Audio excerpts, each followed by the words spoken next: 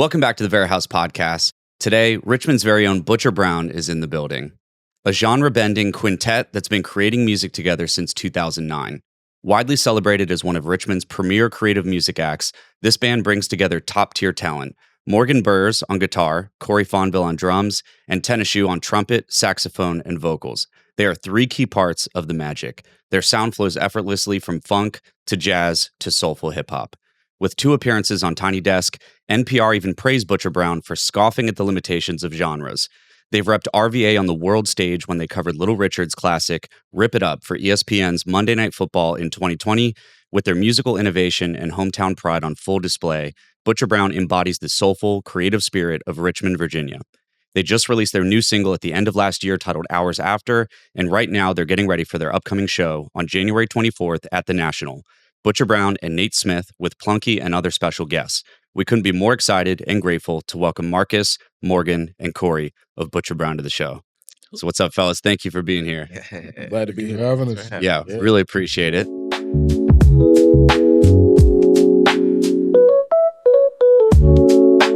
So right before we started recording, I mentioned like a little story where I went to go see jazz for the very first time. And it was an experience. Like it was, I think people think they know what jazz is until they go and like watch it and actually experience it, see it, listen to it. And what I noticed along the way is it's like highly technical.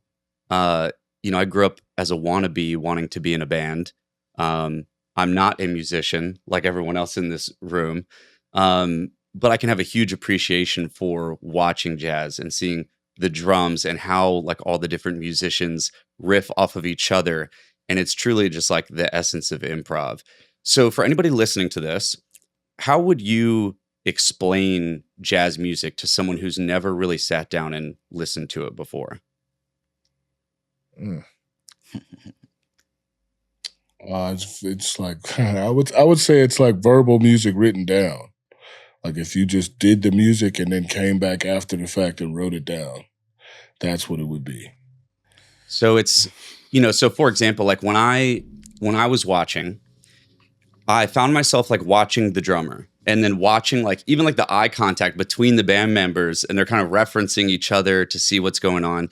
Now, of course, you have recorded music and you have tracks that you perform, but when you guys are just playing, and even like when you were first beginning, like what were you looking for as a jazz group to see like how that chemistry worked out as like friends and musicians like playing together for the first time? I mean, I think first and foremost with making music, you got to get along with each other. Yeah. You got to like one another. You know what I mean? It's like a nonverbal conversation that's happening. You know what I mean? And so, sometimes certain personalities just don't work, and you can hear it, or, you go into a situation where they just try to put like an all-star band together. And it oftentimes, in my opinion, doesn't sound very good because these people don't know each other. But when you put a bunch of homies on stage together, like, whether it's a trio or quintet, quartet, it just feels like, oh yeah, you can tell they boys. You can tell they're all friends. They get along. Like they know each other. They know each other's jokes. They laugh at the same stuff. It's just this chemistry, like inside jokes that just happen, in the moment. You know what I mean? We'll catch each other's, like sometimes we'll hook up on some phrase.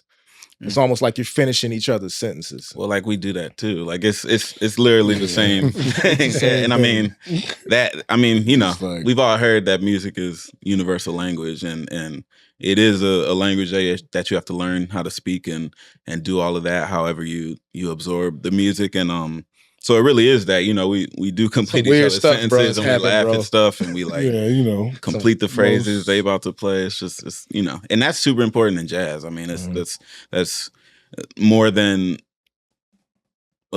more than a lot of other styles of music for sure. Like, because a lot of it is just, kind of riffing off, communicating with each other, not like non-verbally and all of that.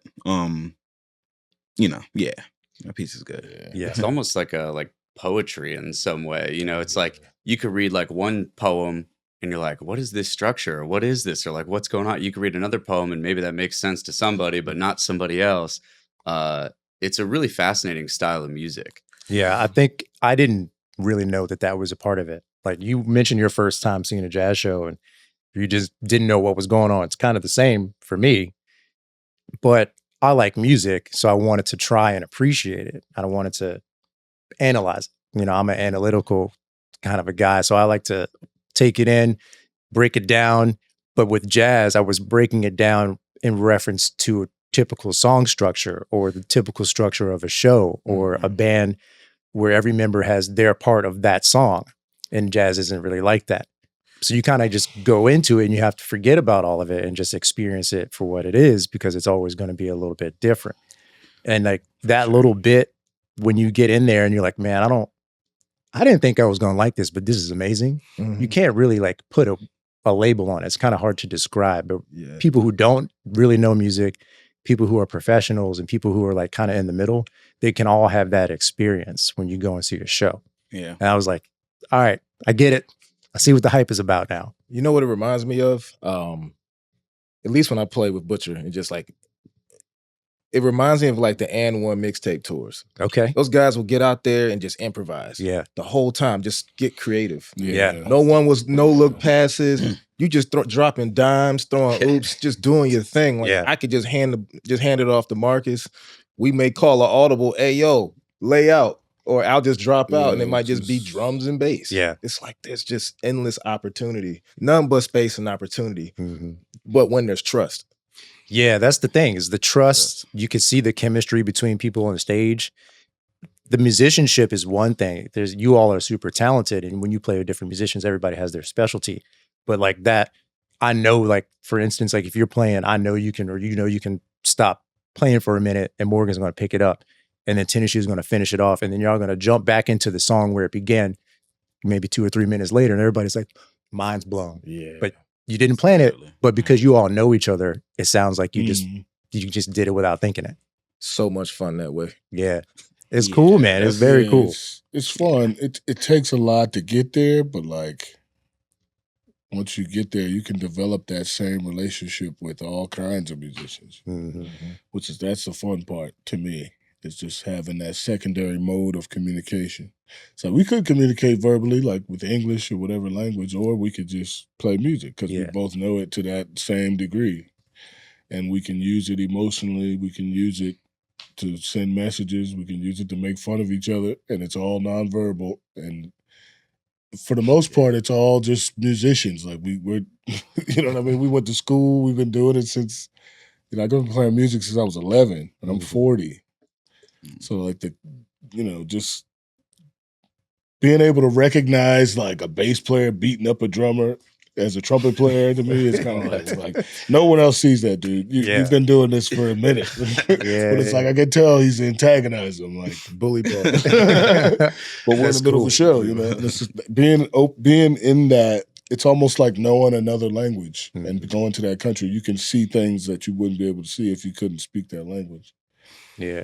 I was thinking about that rather, when you are on stage with a musician that maybe English isn't their first language, but you know that they're talented, they know you're talented, and maybe you're going into it with like some sort of structure, but there's going to be some improvisation. And the language that you all share is music and the ability to to freestyle, to go with the flow, maybe throw some jabs or some alley-oops your way and have them pick it up. And then at the end, maybe they're not any better at English, but you all understand each other more. Like, I think that's super cool. Frankfurt. I mean, they were reading charts, but still. We were just locked in, you know, and it's crazy to just be able to do that. It doesn't affect the ability to communicate with music is not affected by anything other than the ability to communicate through music. So it's kind of like this person could speak whatever language, be from the farthest point from where you are or whatever. But if you can speak music, then you're gonna lock in immediately. Yeah.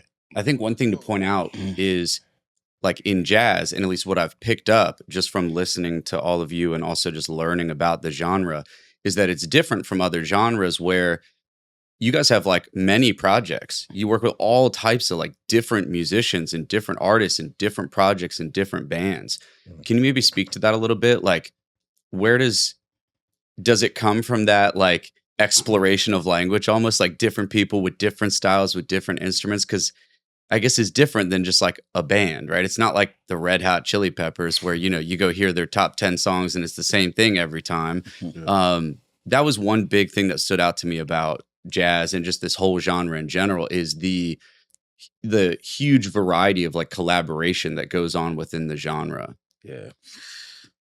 Yeah. I mean, you know, even from jump, like when you're learning, when you're on whatever scene you're on, when you're gigging, rhythm section players, I mean, a lot like, you know, the drums, bass, guitar, piano, but like, you know, same for horns. It's like you're getting calls, you come play a gig and you don't know anybody there. And it's like, all right, like we all know, what songs do we know? Like, and I mean, you know, that's kind of part of the spirit of like, it's really hard to do it without, you know, kind of accepting that spirit of collaboration, because it's just that at the core. I mean, you know, to me, like, and you know, we have a band that we all love doing, and it's like, to me, that's when music is the best, like, because we can all do way more together than we can, you know, the individually or the five of us, and you know, so from the jump of just getting on the scene and learning how to be a jazz musician, that's just one of the lessons you learn, is just like, you're gonna be on a gig somewhere with somebody you don't know, and yeah, they might be foreign or anything, and it's like,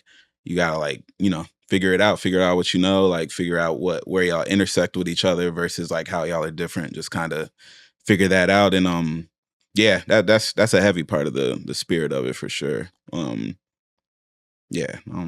so that all started for all of you here in Richmond. Like you mentioned going to school for music. Did you all take a similar journey, and did that journey start for each of you here in Richmond? I grew up down in Virginia Beach. Okay. Tidewater area, but which, you know, I went to go see jazz down there when I was a little kid. Like, there were guys playing in the area that are like notable musicians from down there, you know. But when I started coming up to Richmond, that just opened up, you know, a little bit more because of VCU being here. I didn't go to VCU, but that's how I met everyone that's sitting here and in Butcher.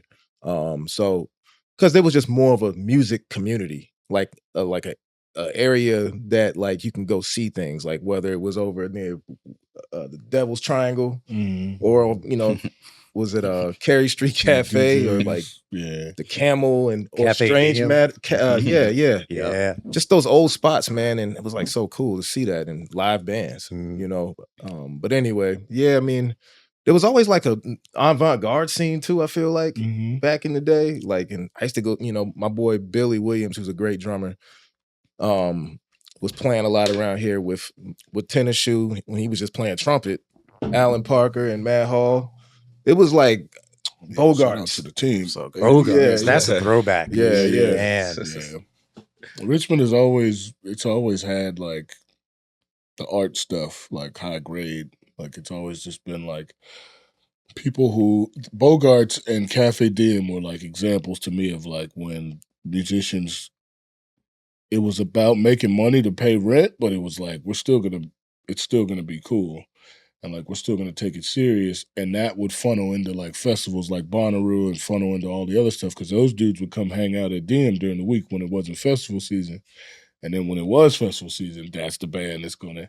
So it just kind of created these like orbital paths that really blew up small things. So you could walk around the city and you would have, you know, you'd have a cool coffee shop that's having like jazz in the afternoon. Later that night, and then like later that night, there's a DJ at this thing, and like, or like there's a bar that's got a bunch of mixologists, and they're just having like this dude play trumpet and do some DJ tracks. Yeah, and it's like he's doing it because he wants to perform, but like he's really doing it because he knows everybody in here, and this is like a hidden community more or less. And if you hang out long enough, you'll be hanging in that community too. And then now you're plugged up with like glass blowers on Lombardi, and like you're just doing all this stuff that's just like, it's just Richmond. Yeah. Like, the Yerb House was another. Yeah, that was another one. They used to have these house shows, bro. He just hit me up today. And I had never seen that before until I came up here. It was like,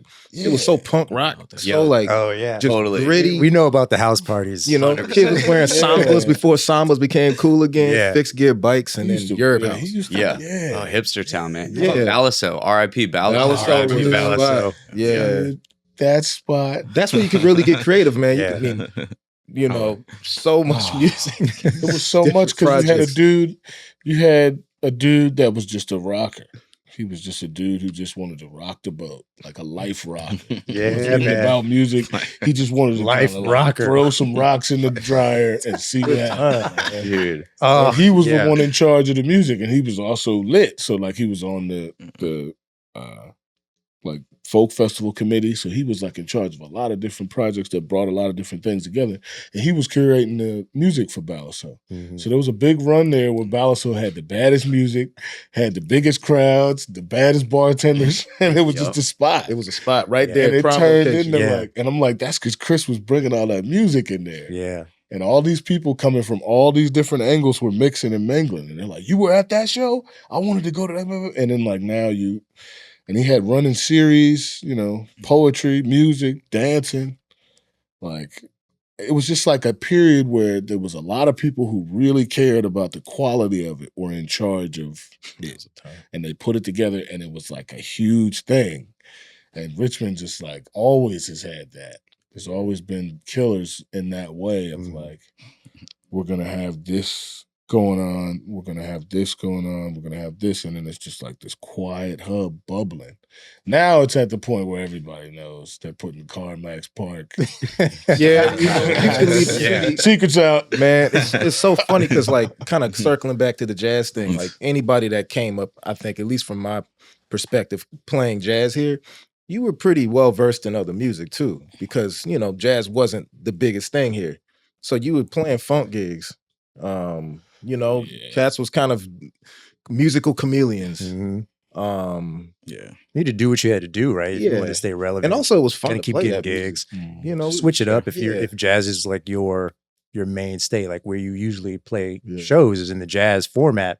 Then somebody says, yo, can you play drums for this rock group? You know, maybe some covers, maybe some originals, just to get, you know, a little exposure, but then you're mixing it up so you get an opportunity to play different rhythm, different format. It's important to be versatile, man. Yeah. I think first and foremost, like be fluent in multiple languages in music. I think it's a good skill, you know. Also, it's gonna feed into the other, like, you know, if you're focusing on jazz and you can play the other stuff, it's gonna feed that. And you know, you hear all this, you know, it helps you form your own sound, your own musical identity.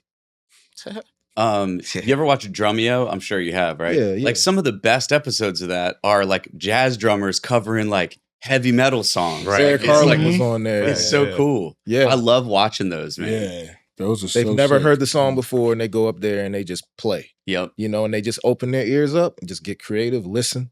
Because that's really what's key in this music is listening. Yeah. You know, learning how to have a conversation, not stepping on each other. You know, just reading. You really have to read the room. We're real sensitive when it comes to that. Yeah. I'm curious what you all think about it nowadays, talking about Balaso and talking about it was the hub for a while. And it was the hub because everybody was putting all their effort and they into one place and they cared about the music. They cared about the atmosphere. They cared about like the bartending. So the good cocktails. It was a good space. So it was always nice to just be there, even if it wasn't a show. Like the food was good. Right. So the good chefs were coming in there. There was good service. So you can go there pretty much whenever you wanted and have an incredible experience. And it was unique in that way. So that was like the spot. That's like the only spot like that at the time. And now it seems like little bits and pieces of that are just kind of scattered around the city. But I'm curious from y'all's perspective as musicians, you know, are there pockets of that still? And, you know, if you want to spill the tea, where are they? The Reveille. Yeah, I think Reveille has Reveille. pockets of that. Woo, Tom. Especially when there's like jumping shows. Cobra has elements of that. It has that edge. But it's just too scattered to really concentrate that. Yeah. Because it just like, that was, I don't know what, that was in a period in my personal life where I spent like every day in there. Because I was in multiple bands and was playing in there. And so like one of the bands had like a system discount where we would just like, no matter what you drank, your tab was this much money. I was like, well, yeah, it's because we had like a line around the block, right? Like, every time we played in there, and we were also playing a bigger room during that time. So to play a bigger room earlier in the month and then come to there, and you got a line around the block, it's kind of like, oh yeah, you guys are good. Yeah. Oh man, But that's funny. it's just that going on. I'm like, what? The thing that made me want to go there was just like different parts of the experience would make you want to come back. The food, the show might not have been that good, but that burger was killing, so I want to go get that again. You know what I mean? Or the show was killing, so I want to go see another show. Or they're having a DJ thing back there, and it was like a girl back there I want to talk to. It was just like every time you thought about it, there was a different thing about it that was attracting you to it. So there's always a reason to go there. Yeah. And I'm like, I think all of the venues now have their own vibe. And so like when I want that vibe, I think about like, oh, I want to go to that venue because it'll bring me that vibe. Yeah. But you mentioned the Reveler, and you just went recently, right? Yeah, actually, Reveler's cool. I went to your Christmas special with you, and Andrew, and I can't remember the name of the piano player, Justin Coughlin. Yeah. That was a game changer. Just I didn't know what to expect. Again, going to a jazz show, but I've seen you play before, and I think it was my second time at the Reveler ever. And my mom has been wanting to go, so I was like, Mom, let's go see Corey play. It's a Christmas night. Mm-hmm. I know you'll like the vibe. She loves jazz. Y'all just blew it like away. Oh, thanks. Yeah, you played one of my all-time favorite Christmas songs, the Peanuts theme. Oh yeah. And then you just stretched it and twisted it and then brung it back. And I was just blown away. Justin so good. Incredible. Yeah. That's the spot, man. All of those Virginia Beach mutants. Mutants. They're just that good. Yeah. Like I remember when I started meeting those guys, and it was literally like that. It was just like, whoa, these dudes are crazy. They could play. Yeah. Like, we couldn't play. Like I couldn't. We were more into the garage band. Go just go out there and just do it kind of thing. So I was like, I didn't really know anything about music at that point, and then to run into these dudes, and it's like they sound just like the records, and I'm like, yo. I have never heard these instruments sound like that. They had that professional sound, I'm like, you guys are only like 18. How you get that sound like that? It's like, well, that's how much they've been playing. So the Reveler's the spot now. I think so, man. Like I wasn't around for the prime Balisol days. I was just younger. I was like in high school, but like after that, they had a few venues like Poor Boys of Florida, whatever. Like they were still trying to get music in, and there was still some good shows happening. And then like after that, it's probably some stuff. And then like at one point, Bramley Park was like having a whole bunch of different types of bands, and then some changed over there. And then it was like Hofheimer was super jumping, and they had the 3 rooms, or they had the roof and and it was like. And it just feels like, a new spot just pops up. COVID happened, and then whatever. And then like now we're just always at like Reveille playing, and Tom, like, you could really like actually make some money there, like make loot. Like Tom's been like just real good about getting people in there and like, trying to make it a good experience for the bands and stuff. So it's that spot's been cool, man. It's a lot of different types of music. I know they're gonna, expand who they're bringing and stuff at some point. And it's a good experience, like to take mom to or take your girl to. It's just kind of people are looking for jazz now. Like it's take it back. It's like it's different. It is. We got this whole other Butcher has this like alter ego called Time for Jazz, and that is really fun. It's just right on the nose.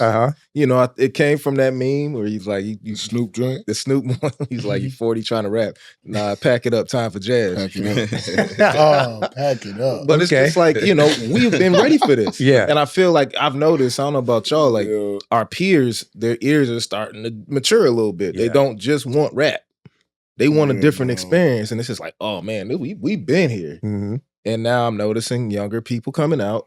It's more diverse, which is great to see. People just want a new experience too. It's like, okay, cool. I can go here and hear the same 10 songs and I'm gonna hear as soon as I get back in my car. Yep. Or I can go experience something fresh. Yeah. And like, I've had people, probably all of us have had someone come up during like a Butcher show and be like, this was my first jazz show. Mm-hmm. And I'm like, well, what did you think? And they were like, it was amazing. Yeah. And I'm just like, oh man, okay. Cause like I feel like there always was a little stigma, like jazz is the music everybody hates. You know, it was out there. No one goes to that section of the record store, right? Well, and I think it's because people don't know. Like, it's kind of how we started off this conversation. Like, I don't think people either they don't know what they're signing up for, or they actually don't know how to appreciate it because they don't know what to look for, and they don't know like what the experience is that they can expect. And I think this is my opinion, right? But I think the truth is all of it. Like you get a little sexy, you get a little fun, you get a little dance, then you slow it down, then you speed it up, and it's all of the above. So it's like this whole, cohesive like listening experience. And that's kind of the point is like, you don't want to have like a specific expectation going into it. You just want to know, I'm going to listen to some music, I'm going to see some talent, and I'm going to hear all different types of things and different instruments that I'm not hearing in rap music. And we were just talking about this. A$AP Rocky came out with like a new single or a couple new tracks. Totally different than like his normal music. And I think it speaks to what you were saying. Yeah. And it's like, you can tell. I love rap music, but maybe it is that time where like, all right, people are maybe getting kind of like burnt out and tired of hearing the same shit all the time, Yeah. And I love rap music, but I agree. Like sometimes I'm like, all right, I just need to like take a break from this. Something different, man. It's like food. We ain't gonna eat chicken fingers for the rest of our lives. Like, something different. I mean, it's hard too because a lot of the rap music that you hear has all these other components in it. Like you got to have like the star power, you got to have like the brand associations going on in order to get to those super visible places. But that's like the actual rap music stuff is like, to me, like the most creative rap music exists in the same world as all the other types of music, like Schoolboy Q's album. Oh man. Like the Kendrick stuff does in a little bit. That stuff kind of sits in like blockbuster movie land now. Yeah. It's not really like, it doesn't go into the other genres. Yeah. It kind of just got bigger. With Tyler, the Creator's, his vibe, in my opinion, is like, he's like a person that steps into a lot of genres, but he's just so lit, it's turning into a feature kind of film kind of situation. Yeah. So it's just not, the thing I think is just like, there has to be more awareness of like the Sminos in the world. There has to be more, and that will break the wall down because there's a lot of like similarities between rap music and jazz music, but they just kind of been permanently separated. And so it like makes it, with jazz music, it makes it hard because I think the things that made rap music attractive before it got flooded with streaming, it's the same things that are bringing people to jazz right now. And it was just so blocked off and so separated that you can't really see that it's the same thing. Like the Migos triplet thing is the same thing as the Elvin Jones triplet thing. Wow. It's the same thing. And it's the same, they're using it the same way, but it's just with different curtains on the wall. Different. It's triplets. I saw that breakdown. It's the same thing. And like Elvin Jones took that rhythm and made a whole sound out of it. And so did they. They did the same thing. And I'm like, it's the same thing. And I'm like, so in my mind, I'm like, there has to be, and the same thing happens in jazz, pop music, all of this stuff.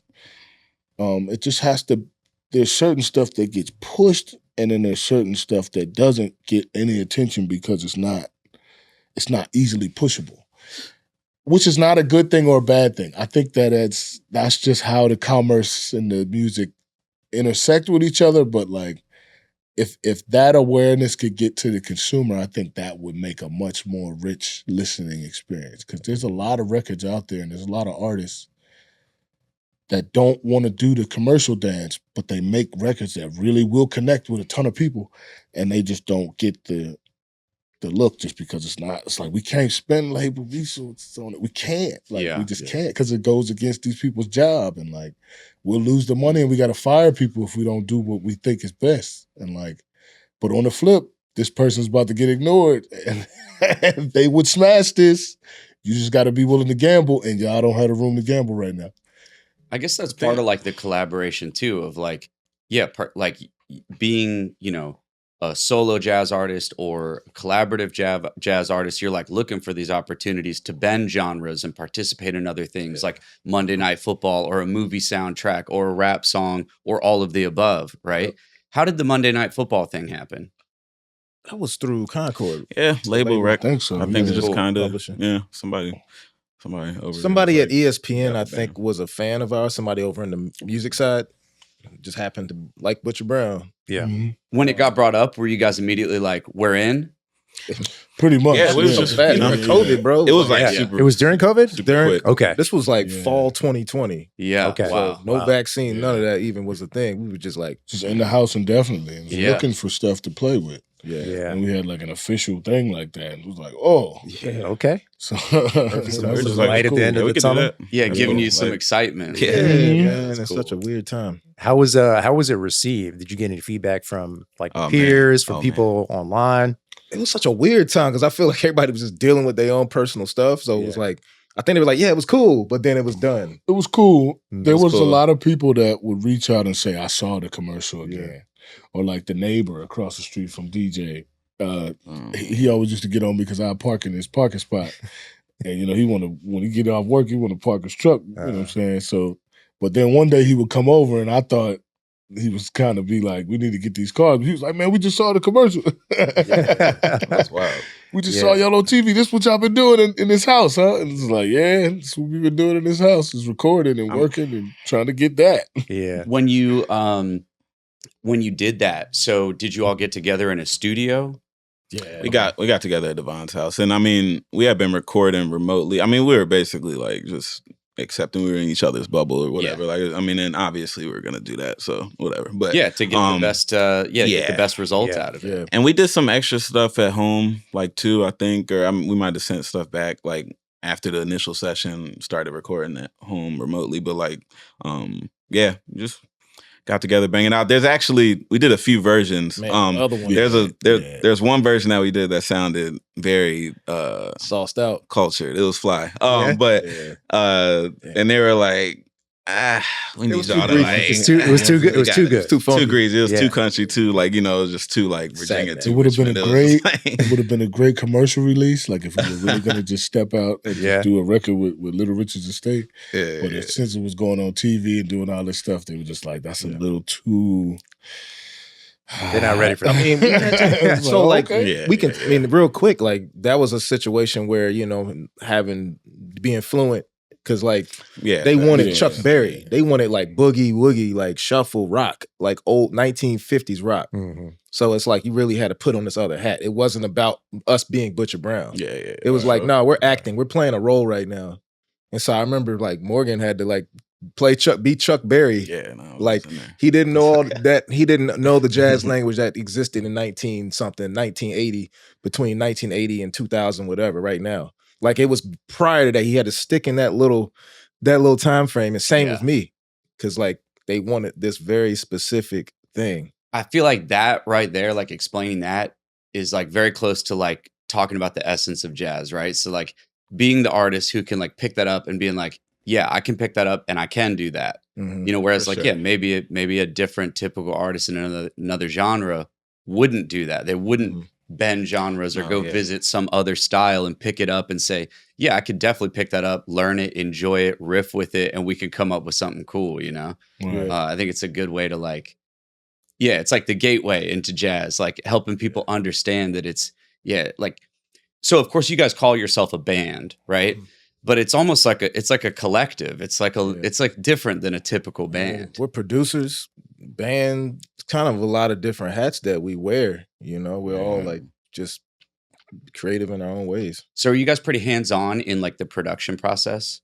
Yeah, That's cool. Yeah. It's all I mean, we get like real and we'll record our records, we'll schedule a big session, like, 4, 5, 6, 7 days, whatever. And then we do get real into the mixing, but we also like love our engineer, like, which is Alex DeJong, and Adrian, another buddy of ours, has mixed a few of them. But like we kind of just get into all phases of it, rather than just like play everything and then all right, Send cool. it We'll let off. it's like because there's a lot of, I mean, we want the music to be like 4D. Like, I mean, it's like you're hearing like a really well engineered project. You're also hearing like all these different genres and whatever, and genres will close, because I think the ethos of the band is just like we just do what we what we want, whatever we're into at the time will inform what we're doing. Like, we're gonna go in the studio again. We don't know what we're doing. Like, but we're gonna, whatever we're listening to the few weeks before, like right now is what Hey, what management asked us? Early today, they were like, "You guys know what the album's gonna sound like?" It's like, don't ask me that. We just don't have a clue. We haven't figured that out yet. No, I'm curious about this dynamic as like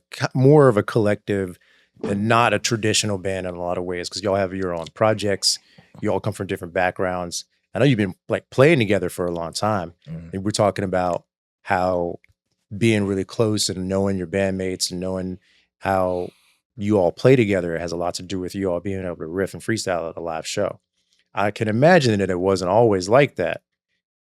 So there's a two-part question. When did you all find that groove, like find your groove together? Like if you can remember that point in time, maybe you all just started playing, you only played a couple shows together and you realize, all right, we're still kind of figuring it out. And like, when can you say like, all right, it's clicking now? And then, you guys you have a lot of talent all in one sitting. Who calls the shots? That's such a good question. When are we clicking? Yeah. I mean, it was always locked from the beginning, I think. I mean, we got lucky. I think you just found your tribe. There was like multiple different bands inside of Butcher Brown, like DJ Harrison and Andy used to play trio a lot with Tennishu, like jazz trio, DJ on drums, Andy on upright. I've done trio gigs with Morgan. Devon has played drums with the Randazzo Big Band. It's like, and this is going back to, damn near 2012. Yeah. Even before Butcher Brown became like an official thing, it was like Cass was still in the same ecosystem. So when we decided to actually make it a unit, it locked in. It was really because we were listening to a lot of the same, we were sharing music. We each were like, hey, yo, check this out. This is what I'm on. We would just sit around and hang and like play video games and just turn beats on and vibe out. Yeah. So it was like real organic. And I knew it was special because like, I'm not sure if this happens all the time where you just find some homies, y'all get along, you respect each other and like you actually are curious what the other person has to offer. It's not like it's not an ego-driven situation. Yeah. Which I know is probably rare. Super. Yeah, it feels crazy rare. It just doesn't. No disrespect to any of the other artists that I work with or any of that, but like, this is kind of, it just has that feeling to it. It just has that thing of like, oh, this is so free that it unlocks what I can do. Like, I don't even know what I'm about to do because I'm in this super comfortable situation that was put together through like teamwork and through sacrifice. And just the fact that we get to go do all of these different things, not as the typical, we're not in a typical position of the musicians that are in our kind of peer situation. We're out here under an artist that we created more or less and turned it into an organization that's going to take us and do all these things. So it kind of provides a vehicle for us to go travel and be a part of these different things as opposed to like trying to get there by yourself. Right. It's all me. It's more like, oh, we'll just come work for this company we made and be a part of it. And then we'll all just go do this stuff, whether we, have the numbers or not. We're in Butcher Brown. Oh, right this way. That's pretty cool. Richmond's a unique place, man. Like I moved to LA 2.5 years ago. So, but I'm still here a lot and do all of that. And Richmond's not an industry town like New York or LA or Chicago, whatever. So it's not talking about any of those places, but like what happens is, here, like people that are doing music are just trying to do music. It's not cart before the horse. Like, oh man, I need to get rich off of this or whatever. Like it's not a bunch of people in music that don't do anything like there is everywhere else. And like, it's really just people that love music that are doing it for that sake. Of course, we're all trying to figure out how to live off of it, but it is. And I think that's, I don't think this band happens in New York or LA because there's too many other things to be involved with and pulling everybody in other directions, and the rent is a bunch, so you do got to go freelance. Like it's just, for this, it was just like this all made sense for us musically, and it scratches that like creative itch. And it is not common that there's a band that to you know, Asbel is calling the shots. Like, it's to just have a band where it is 5 equal parts, like, you know, and go down to the contract or whatever. But also it's just like we all just give, you know, and it's not like if everybody else is making suggestions and I don't have anything that I feel that my ego shot. It's just like we just go the way that the band is feeling like, and you know, it really is just like kind of full collaborative effort. And that again, it's just not a common business model right now. Usually it is a band is the person in front, really, and LLC is him, like, you know. And I was talking to someone in LA and they were asking about Butcher Brown, and it was just like, yo, so you like in it, like, I mean, they like show you love, like, yeah, ask just about like, you know, record stuff. That's like, that's and it's like the mentality, straight trauma. It's all of us, bro. Like, it's just straight trauma. They think Butcher Brown is him, like, you know. I mean, you know, I just want to give him a hug, man. Like, I'm just like, nah, man, it's cool, man. It's not even like that, bro. I'm 1/5 of Butcher Brown. I'm not Butcher Brown, man. Maybe it's like a Richmond thing in a way, like that is because it's not Special as like place. commercial. It's not like a big commercial project. Like, yes, it's an organization, a company, business. It helps you guys make a living, but it's like this organic thing too. So that's like, probably super rare. That model worked for a lot of different bands that got pretty big, a lot of different like studios that got pretty big. Like, you know, some of the bands that got pretty big. Talking to some of the lawyers that work around here with some of the artists, some of the bigger artists, they split all of their paper. And I'm like, well, that's the only way you can stay big. If everybody's getting paid, it's going to be a band for a long time. But the situations where, you know, I'm not trying to say anything bad about anyone's business model. You got to do it how you do it. But generally, you know, if the pies aren't getting split, that's just a reason for somebody to become not really a part of it. The salt is real. And the salt, you know, it's just like it is in real life. It'll eat through your car. That's why we don't really have classics on the East Coast like that. That's a good point. Is there anything you guys had to like unlearn along the way? Like setup processes or music habits or even like decision making? Is there anything you had to like unlearn that you could think of where like, man, along the way we had to like stop doing that? Is there anything that comes to mind?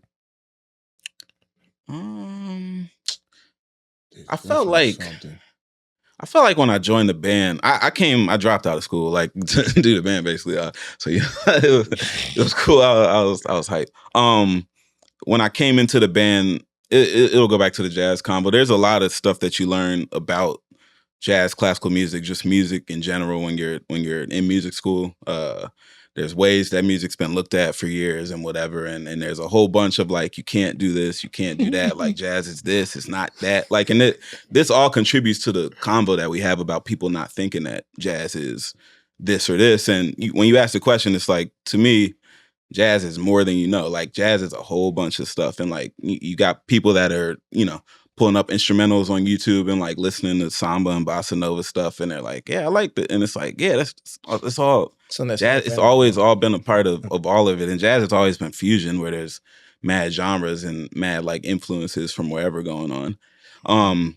So when I joined the band, I had to kind of unlearn a lot of that. I had to just shift my focus. I started getting into production and everything, and it's like, all right, like, turn off the jazz chorus, bro, like, or whatever. Like, you know, you got to kind of think of music from the wider scope that you know, because you've been doing freelance gigs around town and playing smooth jazz and playing whatever type music too.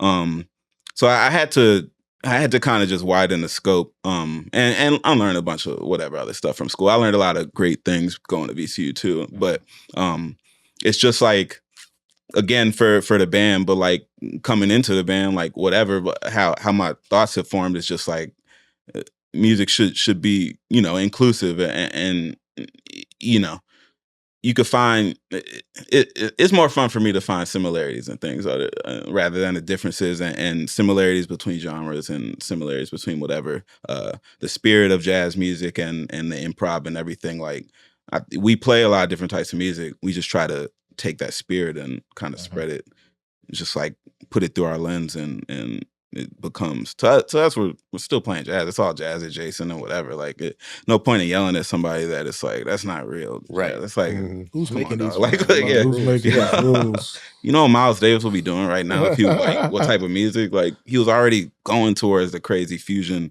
craziness. Like, you know, it's always gonna evolve. I think that's how we look at it, you know. Playing original music, I think it's helped me find my own voice. Like this band has helped me like not sound, because you know you don't have the opportunity to create your identity if you're just always doing somebody else's gig, because you're playing by their rules. This is how they want you to play this song. But in Butcher, it's like, nah, we do what we want. This is how I feel today. All right, cool. Yeah, I may want to play more simple today because that's the mood I'm in. But it's like nobody's gonna look at me funny. It's like we're just able to explore and try things and be creative. You don't get that opportunity if you're like, and people got to do what they got to do. But if you got to be a side musician, you just don't have that moment to like, oh man, let me experiment with this today. Let me try these pedals out, see what happens. Hey, yo, I'm gonna play this guitar today or these cymbals. Nobody's gonna be looking at you crazy. Like, where's that ride cymbal that you usually have with the sizzles? Right. Yeah. I mean, like, all of that stuff just gets erased, and it makes it a much more creative work environment. And we have the luxury to do that, but at the same time, it's like playing your own original music, being able to get creative with that, with a bunch of professional musicians that are good freelancers, and then being able to go back to the freelance thing and being like, oh, this song that we're about to play, they want you for you now. They want you to play what you were playing with Butcher. And it's like, but this is a cover band. I'm not going to do that. That's not what we're doing. But then it turns into like, oh, they want to play this country song where we have some joints that I feel like this would sound good in there. And then you can beef up the covers because now you've been messing around with the sound. And it's just like buckets that keep pouring into each other. But it's because we can do the high-powered stuff together as friends under our own rules instead of like, oh, you're out there with such and such, or you're over here, so you can't play around like that. But we go up there. We're gonna mess around with all of the stuff of that song, and we're just gonna make it up. Nobody can say what they're gonna do before we go on stage. Yeah, that's a good niche. We stopped calling set. We don't even have a set. Yeah, we didn't have a set half the time. It's just like we just run an isolation playing basketball. All right, cool. Open run. What we doing next? You guys got it dialed. Well, yeah, I mean, and that's going back to one of the points where it was like, how did you know it was locked in? For me, it was like when we were on tour with Kamasi. Oh yeah, and we had the clock. We had the clock, and we were getting really into playing 45, 60s, and 90-minute sets. But we wanted to get it to a place where like we start exactly on time and we end the last song exactly when it was done. Right. And we got into a place where Devon would literally be playing the cowbell on the last song and would point to the clock. And that one gig, we was like, 46. Thank y'all. He's done. That's actually insane. Yeah. Because I think they're a little sick. Yeah, like I think about other bands that have like a set time. That's not even like a thought that crossed their mind. Like they're not looking at a clock or a timer in that way. Right. It's just like, we're just trying to have a set time so that we don't go too far outside of our window. It's not like a tempo instrument. It's so that's actually pretty insane to think about. Yeah, I mean, we were opening, so we had to be respectful of the headliners. Yeah. Right. These people came to see Kamasi. I mean, maybe a sprinkle were there for us too, but it was like, it got really fun though, because we didn't feel like, oh man, we're not able to play our whole show. We were like, nah, if it's 30 minutes, we're going to give you exactly 30 on the dot. To be 30 minutes. Yeah, that's an 8:30 30-minute adventure. Yeah, it'd be a 60-minute adventure. And I'm like, that ability to do that, to me, is like, that's what you use the music school skills for. Right. That's where you juice it. Like, but like with regular people, it still has to be in service of like the regular person, because like, like you were saying, like it's got to be a wide net to include as many people as possible first, and then let them decide what parts about it they don't like. Yeah. Because I could frame it in a way where it would be unlikable. I could frame it in a way where it's likable. That's just because I've been spending mad time with it, just like a mechanic. They could tell you something that'll make you spin or not spin. Mm-hmm. But that's their skill. That's not my skill. I don't like this. I ain't buying it. I don't want this. And it's like, okay, if you don't like this song, just know that like, just because you didn't like that song, let this one hit you in the same neutral way and figure out how it makes you feel when you're listening to that song and decide if you like that song then, as opposed to saying, I don't like this song, I'm not going to like the next 10 songs. that's the part where jazz becomes like, oh, you need a case by case basis, because this one could sound like balloons and the next one sounds like, you know, Inferno, Fire. But if you write them all off, you miss what you actually like, Right. which is You the gotta go on the unicorn ride. joint. After that, You got to take the ride. Miles Davis says something along the lines of like, it's like a buffet. You just take what you like. you just Right. take what you like, and that's it. That's a good great. I analogy. like that. Yeah, that's real good. So I'm curious, you know, we talked about, before we got on the show, we talked about some venues in town and, you know, status as they are now. You know, over the years, you played a lot of different venues that aren't here anymore. Some venues that are here, some are more popular than others for different reasons. You know, I'm curious, you know, you got the show coming up at the National. Nate Smith, Plunky, and a couple of mystery guests that are maybe joining the lineup, which I know you all are pumped for. I'm pumped for. I'll be there. Mike is. I'm making sure that he's coming. He's got to come. It's gonna be gotta good. come I'm gonna be kick there. it for sure. Welcome. Is the National your favorite venue in town? Oh, Haven't played there enough. Mad. Okay. I mean, they got an insane. The green room is sick. Yeah. Backstage. The green room that's, is cool. that's one of the more They got liquid the pool bars. table back there. Little bar in the back, the VIP bar. You seen a hot tub? No, I didn't know. Oh yeah. Actually, is it, Hot tub at the National? if used it's to still there, I think they moved I it think or they took might it have out. moved it. There used to be a Yeah. hot tub back there for the headliner. Someone said that. I think that's what I'm thinking of. Yeah. It's crazy. It's nice. I mean, it's a beautiful venue. I mean, yeah, venues are so, because it's like every venue's different. I mean, Right. sometimes you want to play an intimate spot like Revelation. Yeah. Mhm. I feel like National and the amphitheater, like the new are the two amphitheater. You know, ones. this is like the big ones where like a big act could come, whereas like a big act couldn't go to Revelation. No. You know what I mean? Like, No. Yeah, I mean, I don't even think like you could do an unplugged in there. No. You know what I mean? Like the Independent in San Francisco, they Yeah. do kind of like Metallica private shows and stuff in there Yeah. because it's still big enough where you can have that. But like, there isn't like that type of venue where it's like, you know, somebody like that could come. Like Jay Roddy could do like Do just like an 5 acoustic nights. set. Right. And Just it's like, like him and the 200 people piano. every night or something simple Yeah. like that. Like I don't think he could do that. I mean, it jumps from Camel to Broadberry. That's kind of like and that's a big discrepancy in like the amount of bodies. And I mean, that's one thing. I mean, I think Richmond does like probably lack that kind of, because I do like those size venues. Like, I mean, Independent, like 930 Atlantis. Club, like We Atlantis, need more right? I of mean, those. the smaller 930, like, but the National, I mean, you know, it is kind of what you're looking for. Sometimes, like, you know, we play like a little private house party like the other day, and like it's just sometimes you want to do that too. I don't get to do like cocktail hour, like kind of whatever stuff, like as much anymore. And part of me does like still crave some of that because you kind of just crave the different types of experiences. But Nationals fly. I mean, National and Revelate fly. what about like Goldwing? Goldwing? Yeah. Cool spot, Yeah. I like that spot. That's like a low stakes spot you can mess around in. Yeah.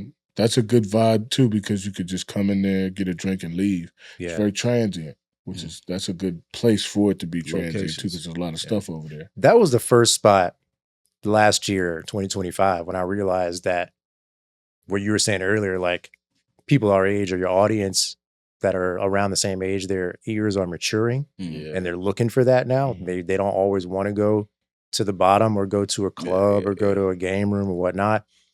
Every time I've been to Goldwing since the first time, like near when they opened, it's a mixed crowd, but it's more young people than it is people that I would have assumed wanted to go and see jazz or sit at a cocktail bar, right? Like it's kind of like the grown and sexy, but for people in their like late 30s, 40s, maybe late 20s, growing into 30s. But like I think that's fantastic. Like I'm a big fan of that juxtaposition. Is like you know, you would see people in their late 20s, you know, maybe not even 10 years ago, they didn't want anything to do with like a cocktail lounge. They just want to hit the club. They want to have a festival. Right. They want to have that Project X experience. Right. But now you got people that are my age and a little bit younger.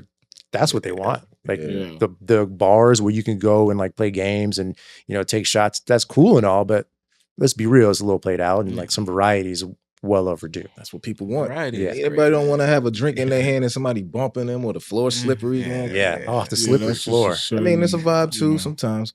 I think I remember one time we was at Goldwing. I think you were playing, and they had the little sign out there that said live jazz.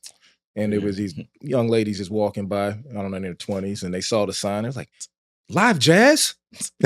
And I just was like, oh, this is great, man. Yeah, I just love to see that cool. because it's like, yo, man, this is a cool alternative. Yep. You know, it's just for younger people to go out, have a good time. Maybe they want to get dressed up a little bit, feel fancy, get a nice little drink.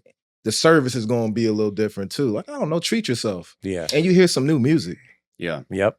Well, it's almost like, you know, I think there's a nostalgia for just like history and the way things used to be too. And I think jazz speaks a lot to that as well. For sure. And, you know, not to go on a whole tangent about like social media and all this other stuff. That should help though. Yeah. TikTok helped. Yeah. Oh, I bet. Blue and Green went viral at one point a couple years ago, and all these kids were sharing it. And Miles Davis. Yeah. Well, and you know, it's a hybrid. It's like, you know, it's two totally different worlds, like, you know, conjoining or converging in a way. Yeah. And, you know, places like Goldwing are kind of an example of that. Like people have this nostalgia and this like desire to have a different experience than what they're used to.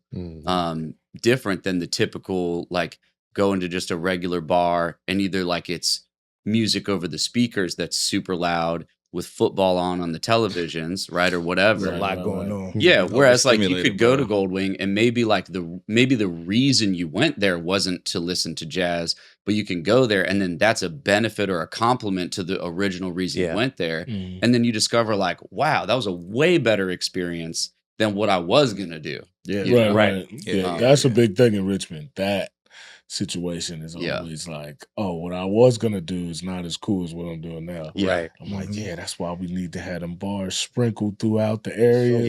The events going on, because you find stuff that way. And there is a lot of cats in Richmond that'll walk through the fan on a Friday and Saturday night just to go see what's up. Yep. And if there's a bunch of cool stuff going on, they'll pull up in there and spend some money and kick it. Yeah. And I'm like, that all strengthens the scenes because, you know, walking down Boulevard, you'll be able to, like, in my mind, I'm like, man, what if they did like First Fridays up here too? Like they did it down there and that's a great idea. Expanded it up here to where Diamond's at, where like Insu Boca and all that's at. And like stuff like that. You know what I mean? That's just gonna bring more awareness to jazz, to Goldwing, to whatever's going on. Because they're like two separate sections of the city and everyone's already doing that. They just not doing it in the same place. And it's still, you think of those places as too far away to connect. I'm like, man, what? It's 10 minutes now because of traffic. 10 minutes. Oh, yeah. Oh, my God. Well, and you mentioned you moved to LA 2 years ago, like 2.5. So what's it been like for you, like leaving and then coming back and seeing all this development in just like the past couple of years? Yeah. There was only like one pocket where I hadn't come for like a few months, but luckily I wind up here like every 3 months or something, and I'll just come kick it. That's what I'm doing right now. I'll just come see my mom. So as a group, then what's it been like to like kind of see things rapidly change like over the past, you know, handful of years, and how has that impacted like music? I think it's been weird. It's been weird in a good and a bad way. Just kind of going to all these major cities and like leaving being like, oh, well, we don't have that here. Coming back and it's like, oh, we do have that. Apparently. Oh, wow. Yeah. And just seeing all of these things that have been in all these places for so long, now they're here. Like the scooters. Me and Devon and Andy were riding scooters in San Francisco before they were in Richmond. And then we came back from tour and they were in Richmond. And I was like, oh, wow, okay. So we just going to be like everybody else, which is, you know, cool. But it's definitely changed the music in a way of like, Richmond used to be a lot of like black painted stages with like neon green, neon pink gaff tape. Yeah. That to me was like Richmond. It's like, this is where you go if you want to play and you want to just like stand in front of the people and play and show them what you can do. It's not really commercial. You're probably going to have to leave to get linked into that. Or you could just stay here and work on your skills and just like hope to run into that. But this is like ground level, like almost like Fight Club for musicians in a way. Yeah. It's like you're gonna play all kind of genres, you're gonna play in all kind of venues, you're gonna meet all kind of people, professionals, otherwise crazies, and they're all just gonna love music and production and bartending and, you know, all the other stuff we like to do. I'm just like, that is kind of insane. Yeah. Like, it's like, it's insane. Yeah. Was Alley Cats still around when you guys like first started playing music together? You remember Alley Cats? I remember Alley Cats I remember from some other stuff. Yeah. From Butcher never LBS played stuff. there though. Yeah, I mean it was Balaso. Valso was Camel. the joint. Yeah, Then we this is played- definitely more like the jazz vibe. But as soon as Yeah. you said the pink and green tape, I'm like, You thought about Alley Alley like, Cats. yeah, I mean, that's also, like Strange Matter, like, Strange all Matter, that yeah. The type. house sound Yeah. guy. He's got an attitude. Yeah, you know. That Just gotta be stereotype of the grumpy sound guy had to start at Strange Matter.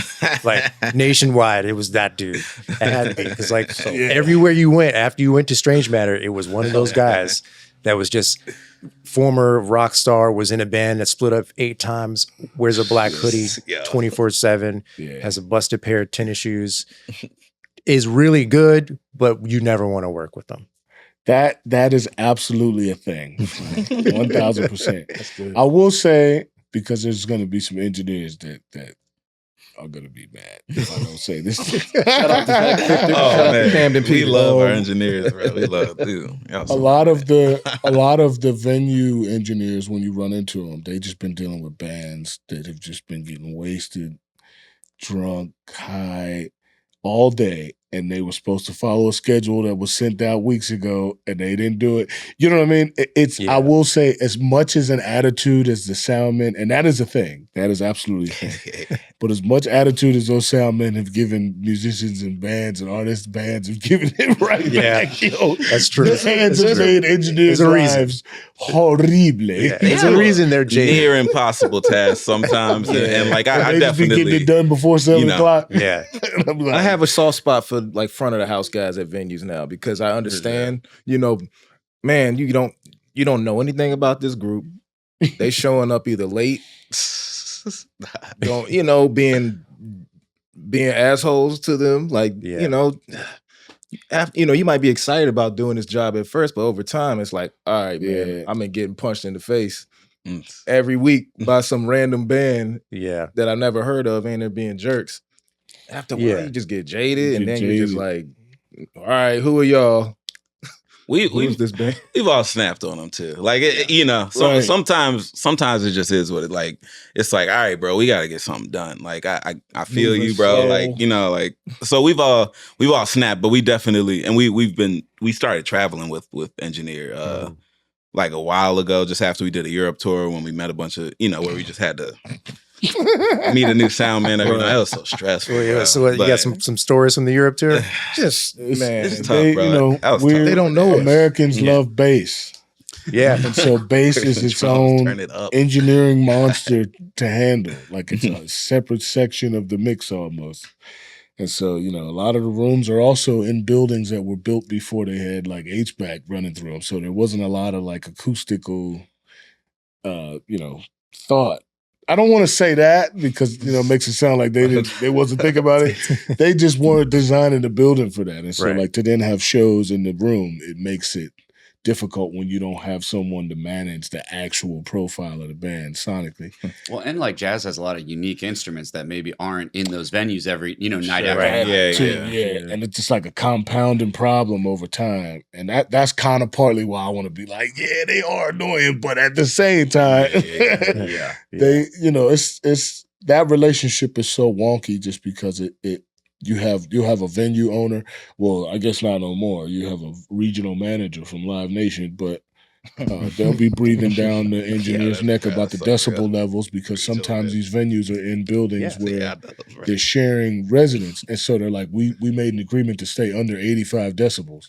It's like, yeah, you did, but you also made a push to get your marketing and your band profile higher. So that means you brought higher quality bands, which unfortunately are louder. Yeah. So you have to retool your whole entire business. The guy you fired when you bought this whole section of this business, he knew all that. That's why this business was worth buying.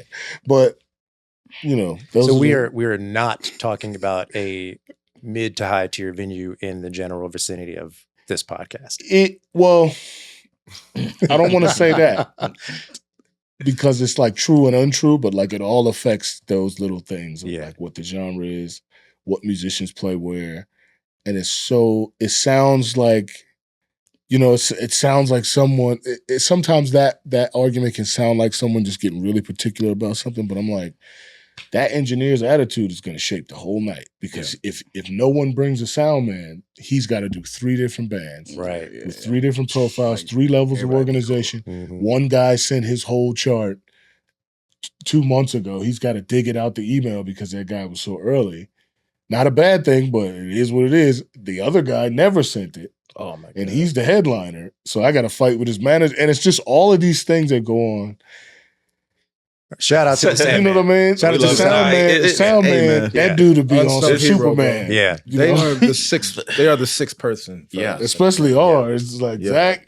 Well, it's art. Like, it's art, right? So it's like you gotta trust that person, you know. And it's like you might be showing up with the paintbrush and all the different color paints, but it's like that guy needs to bring the canvas. And if it's the wrong canvas, it's like it doesn't matter how good you are, I guess, right? It's like, literally, bro. We'll play a show and like we'll be like, man, we smashed it, bro. It's crazy, like, you know, just feeling great. Somebody in the crowd is like, bro, I couldn't really hear the kick, like, and it's like, man, that was the worst feeling ever. Oh man, you up there giving your all, and then all of a sudden they're like, hey, the bass. I couldn't hear the bass. I'm like, bro, it's like I was wondering why y'all were looking at me sideways. But you can tell if the audience isn't responding. Right. I'm like, clearly, because like when we would do them opening dates, they would normally turn our sound down a little bit.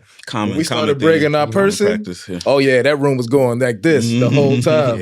And you saw everybody getting loose. Yeah, that's how I discovered the like venue owner putting pressure on the front of the house, because the engineer would come back there and be like, "Oh man, they screaming at me to turn it down." I'm like, "Who? The audience?" It's like, "Nah, the manager." Because that shit was lit. You got to keep this down. I'm like, "Oh, so they'll literally influence the." It's like, they'll be like, because they're probably going to get heat from the manager of the headliners. Like, don't let your opener outshine the headliner. They had a tough tour. This is the last stop. Let them have the win. Coming in with that she ain't really trying to deal with a bunch of, you know, right. And it's just and like, we got the bass knocking, right?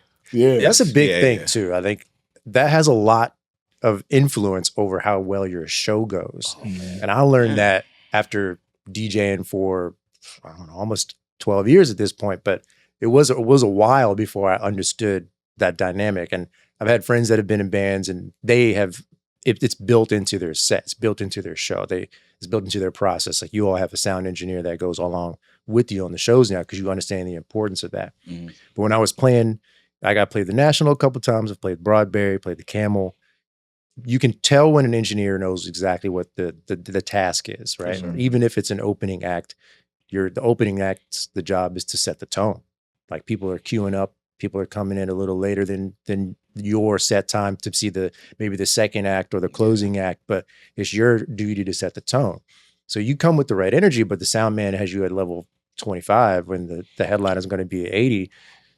It's not a whole lot you can do, but there is a lot to say about somebody who understands that, like the psychology of how that sound affects people on like a physical level, emotional level, because the music can be really good, but if it doesn't sound the way it's supposed to sound, it's not going to resonate. Right. And I've learned too about ear fatigue. You know, it's all these little things that I wasn't really aware of when we first started going out and touring. It's like, oh yeah, okay, I understand why maybe they want to sound a little low, you know. Yeah. It separates you from the second act, and then the third act is an audible difference. Even they might tweak the EQ or tweak the compression or something along the lines, like, to make it so that each act is slightly different, so that people feel like they're experiencing stages in a show. Yeah. And like, I mean, it's the Europe thing. I mean, honestly, they're pretty well equipped to handle like just a band coming without their people. I mean, they just they have the live music thing more dialed in a lot of the venues there, and then, you know, these venues have like government money and stuff, like actually it's actually nice, and they can equip. They're equipped to handle it. We had a tour where it was like every day for like 2.5, 3 weeks, whatever, like just like different guy every night. And you lose so much in translation, like with different languages. And you think this dude getting an attitude, he probably is. But like, you know, it's just. They want to go outside, smoke a cigarette. Yes. Yeah. Like, you know, so it was a lot. We love being on stage knowing that like everybody's hearing everything how we're hearing it, and how like how we want them to. And like, because we really do care about the music we make. So it is like, and it's a money thing. We probably started bringing sound like earlier than we could afford it, but we were just like, guys, y'all want to take a little less. Yeah, like, yeah, just we bring, got to. Yeah, I'm gonna take a little like, less. It's yeah, cool. Yes, we're gonna be happy. Yeah. Because on the other side, it's like, man, no, we people are gonna leave and be like, man, that joint sounded crazy. They can tell their friends, the promoters are gonna see that. They know you take it serious. You don't realize that these promoters and folks that are like buyers pay attention to all those little things. They're like, oh, these cats really care. They bringing their own sound. They investing in their product. Yeah. You know, any promoter who's willing to throw up any money to bring you somewhere, you know, like they'll say, what am I bringing? I'm bringing a band. It's like, well, I'm bringing a band with a front of house engineer. I was like, oh, who is that? I'm like, oh, now no one's heard any music. No one's seen any albums. No one even knows who's in the band, but they already know which one they're about to get on. Yeah. Well, because if it was easy, everybody would do it. Right? Yeah, for sure. So what was Tiny Desk like? Like, you've done it twice, right? Do you have like, did you favor one appearance over the other? Was one experience better than the other? Like, that's Take that About to make an NPR man out here. NPR does not watch our podcast. I mean, I'm hoping they do, but Man, they did a really cool thing during COVID when it was the at-home Tiny Desk. Obviously, the office is iconic. It looks dope. And after we did the at-home one, I was like, oh, can't wait. We were all like, we can't wait till we get in the office too. So the office was cool. The at-home thing kind of let people put their stamp on it creatively, like whether it's visually or like, you know, with the clothes or like just the film style, whatever. So we had a lot of fun doing that one because we did just have our whole like squad, you know, Zach, the engineer, and Tony and RVA Mag. RVA, yeah. Homies from up there. Shot it at the rooftop at the hall. Shot it at the nice. before they built the apartments that killed the view. So that was kind of like one of the last. It's a vibe. To that. But it was just fun to do it ourselves too. Like, and we're thankful they brought us in the office. Like we Bobby and yeah, it's like it's iconic. It's like you don't even have to like know anything about music, and you see that, and you're like, I've seen that before. Like, I know what is that? Yeah, that's pretty cool. That was probably a pretty cool like moment where you're like, yo, we're on Tiny Desk. Oh man, man, it was like that was mind blowing, especially when we went to the office. Because for me personally, I realized like what the whole concept was. Like, it's just what's going on at Boylan's desk. And like, if you think about the office, you just like walking around. What's going on in her cubicle? What's going on over there? And like Tiny Desk is what's happening at Bob's cubicle. Yeah. I'm like, yo, and I'm standing at the desk, like looking at the rest of the floor, like, that's what this is. Yeah. That's like the walls decorated, you know what I mean? It's just like a circus in his mind over there. That's cool. Yeah. Like, yo, I never realized that's what this whole thing was. Yeah, it's just one dude trying to put a show on. What's going on in his cubicle? All that. All the Tiny Desk concerts. That's dope. It was cool, man. We're super great experience to get to do too. Shout out to NPR, man. They take care of us. Nikki Birch. They love Richmond in general. Nikki. They've taken care of a lot of Richmond bands. Got them on a lot of stuff. That's cool, man. So what do you guys got coming up for the rest of the year? Anything in particular you're like, really looking forward to? Obviously, you got the show, January 24th at the National. Yeah. So that's obviously like right around the corner. Yeah. What else is, on the horizon when you think about this year? Anything in particular? Right after that, we go to L.A. Yeah, we're going to L.A. to perform with DJ Jazzy Jeff. Jazzy Jeff, kind of wild. The legend, doing a Dilla tribute. Him and so many other people. Everybody staying on your couch. I just got a new couch. It's not that big. Nah, it is cool. I love when Butcher gets to come out there. I'll just be like, yeah, he's my dog. Yeah, that's cool. But yeah, we'll do that with Jazzy Jeff at the Regent Theater. Just like Dilla Celebration, a bunch of our playlist retreat homies be there, and he'll call some crazy somebody that we don't know at some point up, and we'll just so we'll do that. That's on the 27th of this month. Okay. Right after the National. And then we go to Japan in February. What? Tokyo. We'll be out there, and then we go to Taipei.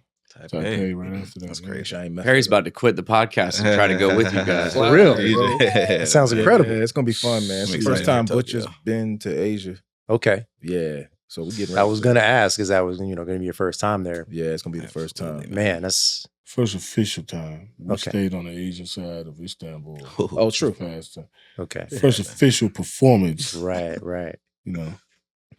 But that's what else is happening? Working on a new record.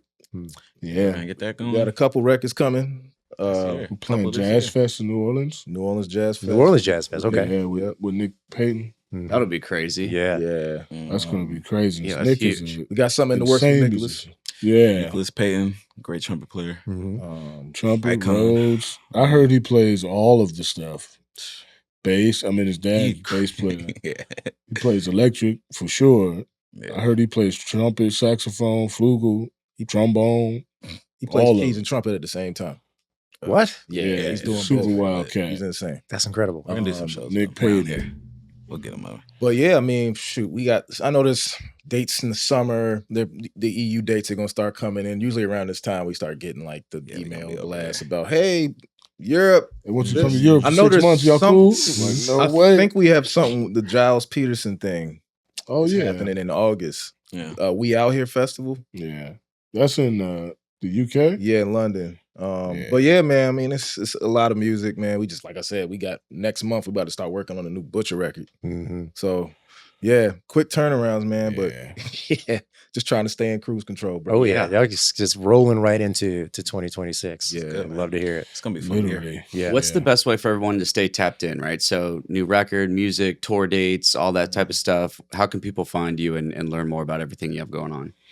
Instagram and YouTube. Those are the two channels we've been putting a lot of the major focus content on. Select Cuts on YouTube, putting out song videos from different spots around Richmond. Yeah. And then Instagram is where we put a lot of the quick updates, a lot of the short form content. So those two platforms is where we've really been trying to spread the information.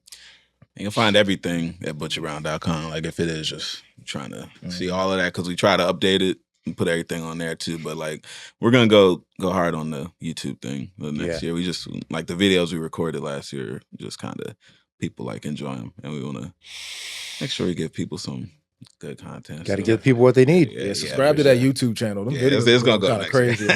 yeah. That's Well, get what over we can there. do is we can collab this very episode in the YouTube channel. So they'll be able to find your channel as they're watching this right now. That'd be sick. So we could do that too. Right. Yeah, we got a lot of videos coming, a lot of stuff. So We're looking forward to it, man. Yeah. Any last thoughts there, Perry? Anything you guys want to throw in? Go see some jazz. Yeah. Yeah. See some jazz. It's gonna be cool. It's gonna be cool. I promise. find the jazz near you and just go connect with those people. Yeah, just, we all got social media. We always playing shows. Look out for Butcher Brown or Time for Jazz. Time for jazz. Yeah. Time Coming for to a Jazz. theater near you. Yeah, it's the new wave. It's the new cool mid 30s, mid 40s vibe. Some live jazz, So fly, break bro. like middle, like low kind of set vibe. Yep. Broken down sets. I will say one last thing about jazz is when I used to go up to DC, it was a trio. Oh, man, yeah. It was Chris Funn, Alan Johnson, and Quincy Phillips.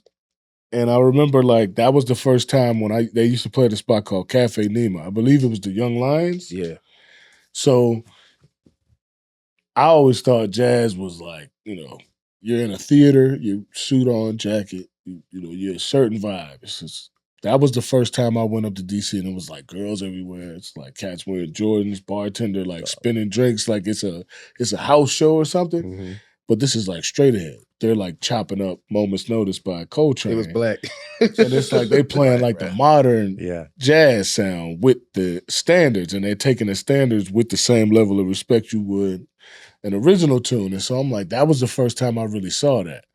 And so like that's the spirit I feel like this band brings back and locks in on. It's like the music, it sounds that way on the record.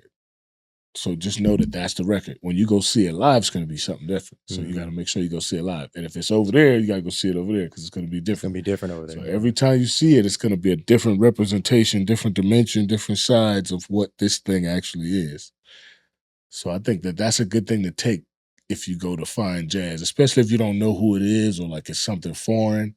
Just know that like it's just different dimensions of the same thing. You'll like it. You'll like it. You will like it. It's fun. You will like it, and just let it be what it is to you. Yeah. Don't try and fix it. Don't Wait, what did you say earlier? Pick out the parts that you like. The buffet. It's the buffet. Yeah. I You like like it. chicken tenders, eat the chicken tenders. Right. That's just do it.